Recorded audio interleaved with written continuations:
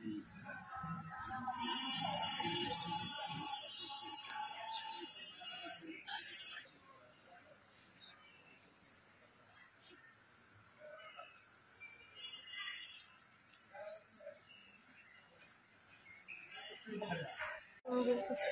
রাস্তা দিয়ে আসার পথে বখাটে ছেলেরা আমাদের অনেকভাবে বিরক্ত করে, রাস্তা আটকে অনেক সময়, এগুলো বন্ধ করতে চাই না।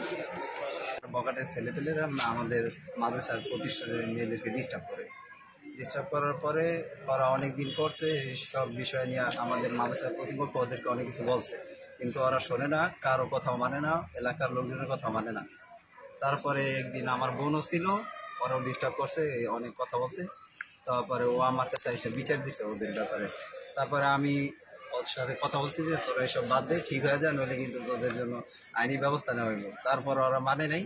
তারপরে সেখান থেকে আমার উপরে ওদের রাগ। তারপরে আমি 14 তারিখে পরীক্ষা দিয়ে বের হয়েছি, তখন ওরা আমার বাজারে বৈশা আমি বাড়ি যেতেছি, তখন আমার থেকে ওরা মারপিট করছে, নিয়ে এসেছিল।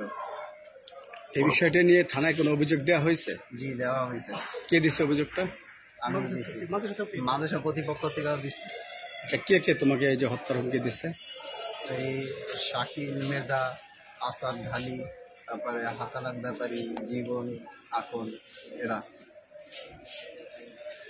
এমনি ওরা ব্রিজের উপরে বসে থাকে, তো মেয়েরা হাইটে গেলে আসলে ওরা উল্টাপাল্টা কথাবার্তা বলে।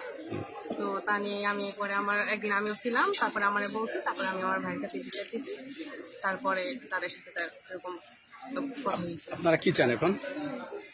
চাই তাদের উপযুক্ত বিচার হোক। ওই সাইনবোর্ডে লেখা